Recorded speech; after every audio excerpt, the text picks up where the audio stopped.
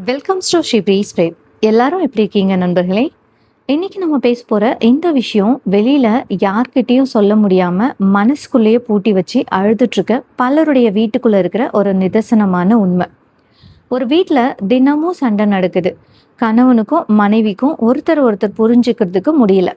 சின்ன சின்ன விஷயத்துக்கு கூட பெரிய பெரிய வாக்குவாதம், கோபம், கத்துறது, ஒருத்தர் ஒருத்தர் குறை சொல்றது, இந்த மாதிரி போய்க்கிட்டே இருக்கு. ஆனா, இந்த சத்தங்களுக்கு நடுவுல அந்த வீட்டோட ஒரு மூலையில அமைதியா ஒரு குழந்தை உட்கார்ந்துட்டு இதையெல்லாம் பார்த்துட்டு இருக்கான்னா, அந்த பிஞ்சு மனசுக்குள்ள என்ன ஓடும்னு என்னைக்காவது ஒரு நிமிஷம் யோசிச்சு பார்த்துருக்கோமா? அப்பா கோவத்துல கத்துறாரு, அம்மா ஒரு ஓரத்துல உட்கார்ந்துட்டு அழுறாங்க. குழந்தை எதுவும் பேசாம தன்னோட கைகளை இறுக்கமா பிடிச்சுக்கிட்டு பயத்தோட நிக்குது. அந்த பாப்பாவுக்கு அப்பாவும் வேணும், அம்மாவும் வேணும்.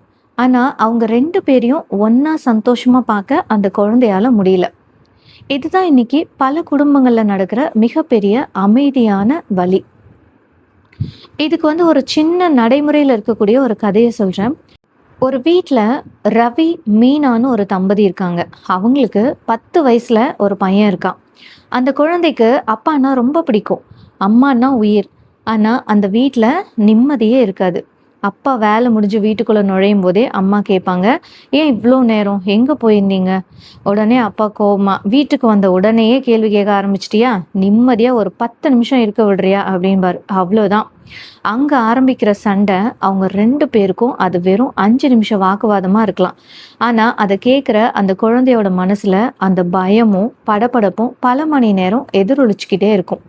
ஒரு நாள் அந்த பையன் ஸ்கூல்ல இருந்து வீட்டுக்கு வரான். காலிங் பெல் அடிக்க போற நேரத்துல உள்ள சண்டை சத்தம் கேக்குது. கதவுக்கு வெளியிலேயே அவன் நின்னுடுறான். உள்ள போலாமா வேணாமா? போனா நம்ம மேலேயும் கோபப்படுவாங்களோ அப்படின்னு பயந்துட்டு தயங்கி நிக்கிறான். அப்புறம் சத்தம் கொஞ்சம் கொஞ்சமா குறைஞ்சதும் மெதுவா உள்ள போயிட்டு அம்மா அப்பா முகத்தை பார்க்காம தன்னோட ரூம்குள்ள போயிட்டு கதவை சாத்திக்கிறான். அன்னைக்கு நைட்டு அம்மா சாப்பாடு கொண்டு போயிட்டு, "ஏன்டா இன்னைக்கு எதுவுமே சாப்பிடல?" அப்படின்னு கேக்குறாங்க. அந்த குழந்தை தலை குனிஞ்சுக்கிட்டே பசிக்கல அப்படின்னு சொல்றான். ஆனா உண்மை என்ன தெரியுங்களா? அவனுக்கு பசி இல்லாமலாம் இல்ல. மனசு முழுக்க பயமும், கவலையும் அடிச்சு போயிருக்கு. பெற்றோர்கள் செய்ற மிகப்பெரிய தவறு என்ன தெரியுங்களா?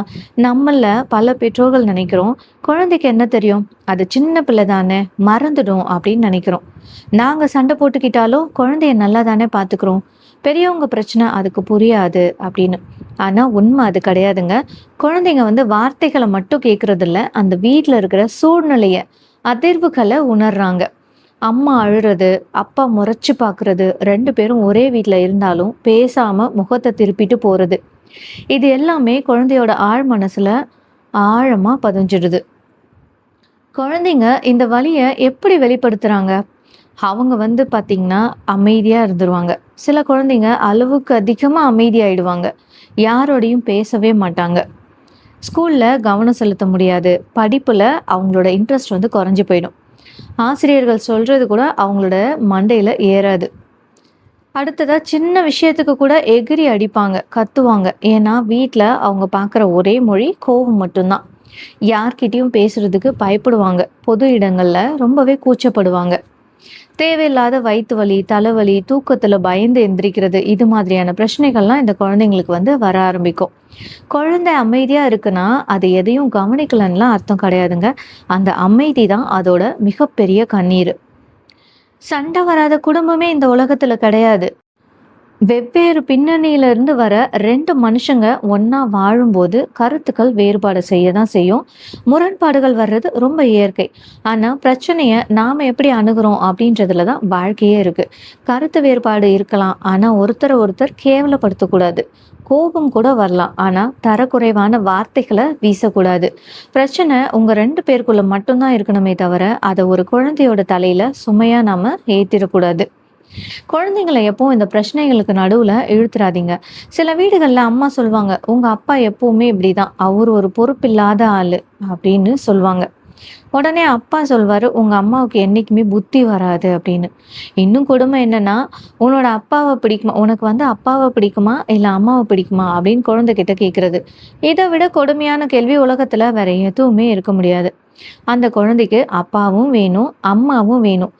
யாராவது ஒருத்தர தேர்ந்தெடுக்க சொன்னா, அந்த குழந்தை உண்மையிலேயே மிகுந்த வலியும், வேதனையும் அடைவான். உங்க துணை மேல இருக்கிற கோபத்த குழந்தைகிட்ட காட்டி, அவங்க மனசுல நஞ்ச விதைக்காதீங்க. குழந்தைகள் உறவுகள எங்கேருந்து கத்துக்கிறாங்க தெரியுங்களா? குழந்தைகளுக்கு முதல் உலகம் அவங்களோட வீடு தான். அம்மா, அப்பாவ எப்படி மதிக்கிறாங்க? அம்மா, அப்பா கிட்ட எப்படி பேசுறாங்க? பிரச்சனை வரும்போது 2 பேரும் எப்படி பேசி தீர்த்துக்கிறாங்க அப்படின்னு.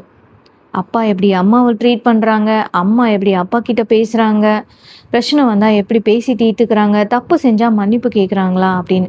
இத தான் குழந்தைங்க பார்த்து வளருவாங்க. நீங்க 1000 அறிவுரை சொல்லி குடுக்கிறத விட, நீங்க வாழ்ந்து காட்டுற வாழ்க்கை தான் அவங்களுக்கு பாடம். நீங்க வீட்ல சண்டை போட்டுக்கிட்டே இருந்தா, அவங்க எதிர்காலத்துல தன்னோட துணையோடவும் அப்படிதான் வாழ கத்துக்குவாங்க. ஓ! இதுதான் வாழ்க்கை போல அப்படின்னு உங்ககிட்ட இருந்தே அவங்க கத்துக்குவாங்க. குழந்தைங்க முன்னாடி வாக்குவாதம் செய்யாதீங்க. கோவம் வரும்போது இத அப்புறம் தனியா பேசிக்கலாம் அப்படின்னு நிறுத்துங்க. ஆபத்தான வார்த்தைகள அவங்க முன்னாடி தயவு செஞ்சு பேசிறாதீங்க. நான் போயிட போறேன், விவாகரத்து பண்ணிக்கலாம் அப்படின்னு கோவத்துல சொல்ற வார்த்தைங்க குழந்தைக்கு நம்மளோட குடும்பம் உடைஞ்சு போயிடுமோ அப்படின்ற பாதுகாப்பற்ற உணர்வை உண்டாக்கிடும். ஒரு பயத்தை உண்டாக்கிடும். வாக்குவாதம் சூடாகும்போது உடனே பேசாம ஒரு 1/2 மணி நேரம் அமைதியா இருங்க. சண்டை போட்டத குழந்தை பார்த்துருந்தா, நீங்க 2 பேரும் பேசி சமாதானம் ஆனதையும் குழந்தை பார்க்கணும். அப்போதான் சண்டை வந்தாலும் அம்மா, அப்பாவால ஒண்ணா இருக்க முடியும் அப்படின்னு குழந்தைக்கு நம்பிக்கை வரும். அதே மாதிரி உங்களோட தவற உணர்ந்து உங்களோட துணைக்கிட்ட சாரி சொல்றது ஒண்ணும் பலவீனம் கிடையாதுங்க. அது உங்களோட குடும்பத்த சேர்த்து வைக்கும். மொபைல் டிவிய ஓரங்கட்டிட்டு தினமும் கொஞ்ச நேரமாச்சும் குடும்பமா உட்காந்து சிரிச்சு பேசுங்க. ஞாபகத்துல வச்சுக்கோங்க, ஒரு குழந்தைக்கு மிகப்பெரிய பங்களாவோ இல்ல விலை உயர்ந்த பொம்மைகளோ பிராண்டட் உடைகளோ தேவை கிடையாது. அதுக்கு தேவையானது பயம் இல்லாத ஒரு வீடு. அம்மா அப்பா ஒருத்தர் ஒருத்தர் மதிச்சு பேசுற ஒரு அமைதியான சூழல். எந்த பயமும் இல்லாம மனசு திறந்து பேசக்கூடிய அன்பு நிறைஞ்ச வார்த்தைகள். நீங்க கணவன் மனைவியா கோபப்படலாம், சண்டை போடலாம், ஒருத்தர் ஒருத்தர் காயப்படுத்திக்கலாம். ஆனா குற்றமே செய்யாத ஒரு பிஞ்சு உயிர் உங்க நடுவுல நிக்குது அப்படின்றத என்னைக்கும் மறந்துடாதீங்க. பெரியவங்களான நாம ஈகோனால சண்டைய பெருசாக்கிட்டே போகலாம். ஆனா அந்த சின்ன வயசு, அந்த சின்ன குழந்தைங்க அவங்களோட எதிர்காலத்தையே இந்த சண்டைகள் எல்லாம் ஒரு கேள்விக்குறியா மாத்திரும். அவங்க மனசுல ஏற்படுற இந்த காயங்கள் இருக்கு இல்லைங்களா? அது ஒரு வடுவாவே மாறிடும். இன்னைக்கு உங்க வீட்ல ஏதாவது பிரச்சனை இருந்தா, யார் சரி, யார் தப்புன்னு வாதிடாம, நம்மளோட சண்டையால நம்மளோட குழந்தை எவ்ளோ கஷ்டப்படும் அப்படின்னு யோசிங்க. அந்த ஒரு சிந்தனை பல குடும்பங்கள காப்பாத்தும். உங்க குழந்தைக்கு நீங்க சேர்த்து வைக்க வேண்டிய மிகப்பெரிய சொத்து ஒரு அழகான, அமைதியான, அன்பான குடும்ப நினைவுகள் மட்டும்தான். கடைசியா ஒண்ணு மட்டும் சொல்லிக்கிறேன். யோசிச்சு பாருங்க. நம்மளோட வாழ்க்கையில வர பண கஷ்டம் சரியாயிடும். வேலையில இருக்க டென்ஷனும் தீர்ந்து போயிடும். கணவன் மனைவிக்குள்ள வர சண்டையும் காலப்போக்குல சரியாயிடும். ஆனா அம்மா அப்பாவோட சண்டை சத்தங்களுக்கு நடுவுல பயந்து பயந்து வாழ்ந்த ஒரு குழந்தையோட அந்த பிஞ்சு மனசுல விழுந்த வடு இருக்குங்களா, அது எத்தனை வயசானாலும் ஆறவே ஆறாதுங்க. பெற்றோர்களா நாம குழந்தைகளுக்கு சொத்து, பணம், வசதி சேர்த்து வைக்கிறோமோ இல்லையோ, என் அம்மா அப்பா கிட்ட போனா எனக்கு பாதுகாப்பும் நிம்மதியும் கிடைக்கும் அப்படின்ற நம்பிக்கையை நம்ம சேர்த்து வைக்கணும்.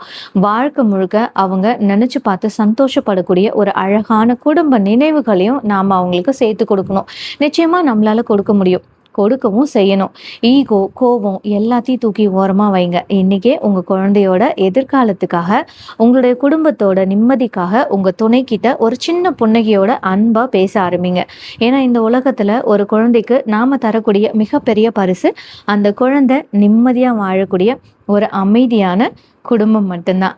நிச்சயமா இந்த பதிவு உங்க மனசு தொற்றுக்கும் நம்புறேன். இந்த கருத்து யாருக்கு தேவையோ அவங்களோட பகிர்ந்துக்கோங்க. ஒரு குடும்பம் நிம்மதியா வாழ்றதுக்கு இது உதவிச்சுன்னா அதுவே மிகப்பெரிய விஷயம். மறக்காம நம்மளோட ஸ்ரீ பிரீஸ் பிளே சேனலை சப்ஸ்கிரைப் பண்ணி உங்களோட லவ் அண்ட் சப்போர்ட்டை கொடுங்க. இன்னொரு வீடியோல உங்களை சந்திக்கிறேன். நன்றி, வணக்கம்.